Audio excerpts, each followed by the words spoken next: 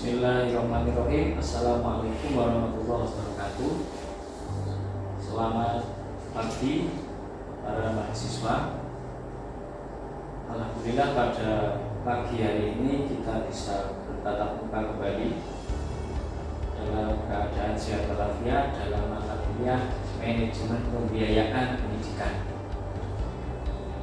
Kita buka dulu perkuliahan pada pagi hari ini dengan doa supaya perkuliahan ini bermanfaat dan mendapatkan berkah dari Allah Subhanahu wa Ta'ala.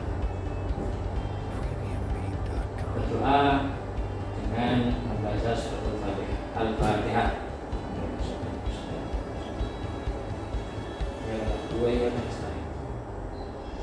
Baik, untuk selanjutnya, sebelum saya menjelaskan materi terkait sumber daya pendidikan, kita sejenak mengingat kembali materi yang kita bahas minggu kemarin.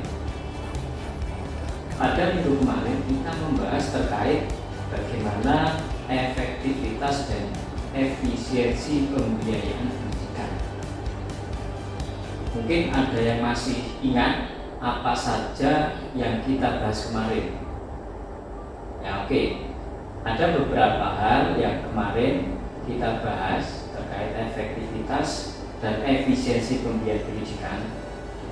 Kita berbicara tentang bagaimana konsep efektivitas dan efisiensi pembiayaan pendidikan.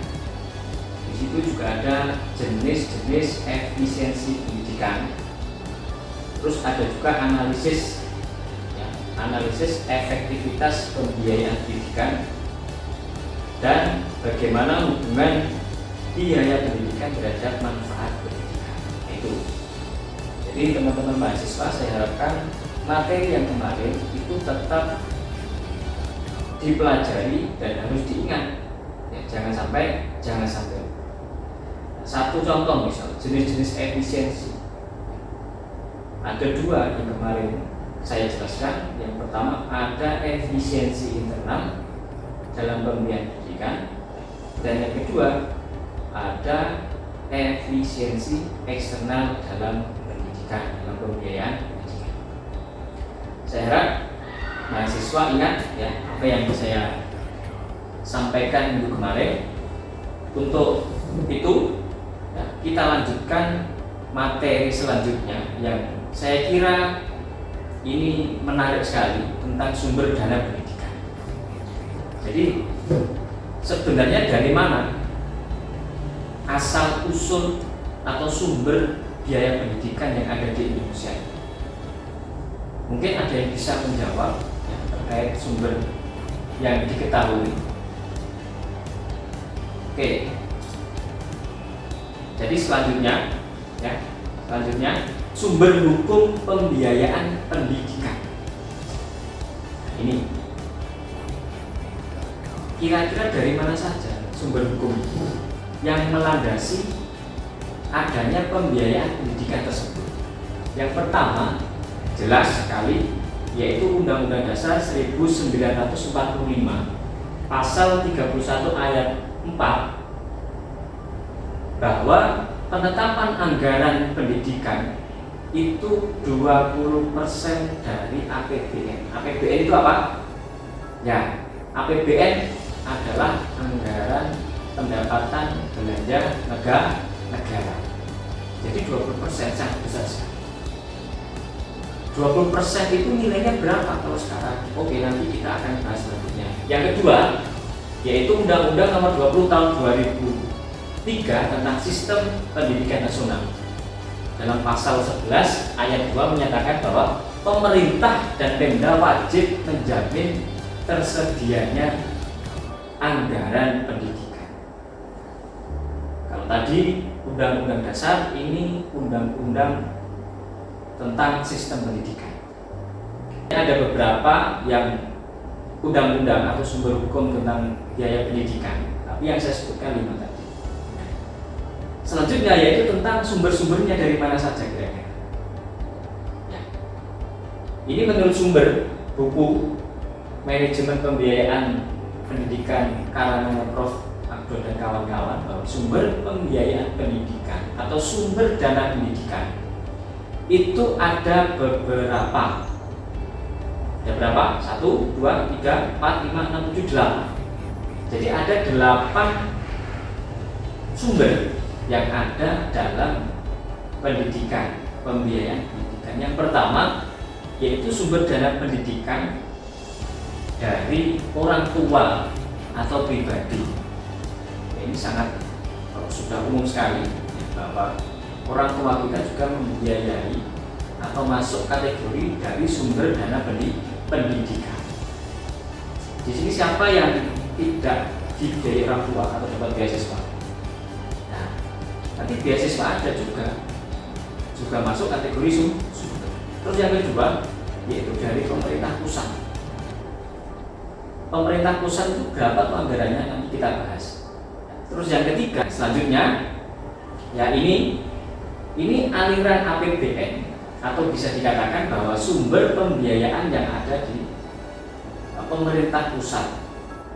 Nah, sumbernya dari pemerintah pusat kira-kira berapa? Ini data yang saya lihat atau data yang saya himpun tahun 2023 ya. Itu APBN 2023 untuk sektor pendidikan yang sesuai undang-undang tadi 20%, nilainya 612,2 triliun. Kira-kira banyak atau banyak sekali. Dan nilainya itu semakin tahun semakin meningkat. Ya, untuk tahun 2024 ini nilainya naik menjadi 660,8 triliun. Jadi peningkatannya kurang lebih ada berapa? 48 sampai 50 triliun. Ya, saya kira banyak sekali. Nah, terus APBN senilai 612,2 triliun itu kira-kira alirannya kemana saja? Untuk apa saja? Ya, ini ada beberapa dana pendidikan yang sudah disalurkan. Ya, untuk apa saja? Yang pertama, belanja pemerintah bidang pendidikan melalui Kemendikbudristek ya, senilai 237,1 triliun. Nah, jadi untuk kebutuhan yang ada pada Kemendikbudristek. Untuk apa saja? Yang nanti sampai bisa mencari sendiri. Kira-kira sekian ratus juta itu untuk apa saja? Nah, terus ada yang kedua yaitu program Indonesia Pintar atau PIP. Ada 20,1 juta siswa. Jadi mendapatkan program Indonesia Pintar. Banyak sekali. Makanya pembiayaan sekolah itu sekarang mulai dari tingkat dasar sampai SMA itu gratis. Tapi juga di sini sasaran dari PIP ini juga ada semacam persyaratan ya, siapa saja yang tidak mendapatkan. Terus yang ketiga yaitu ada kartu Indonesia Pintar KIP untuk mahasiswa, hampir 1 juta mahasiswa. Nah, ini salah satu contohnya kampus kita itu juga mendapatkan namanya KIP. Mulai 2 tahun kemarin kita alhamdulillah dapat. Ya, tahun kemarin kita mendapatkan 25 KIP. Ya, ini saya kira hal yang sangat urgent sekali. Maka dari itu bagaimana pembiayaan pendidikan itu bisa berjalan dengan baik, maka harus kita manage dengan baik. Ya. Saya kira itu yang bisa saya sampaikan, kurang dan lebihnya mohon maaf.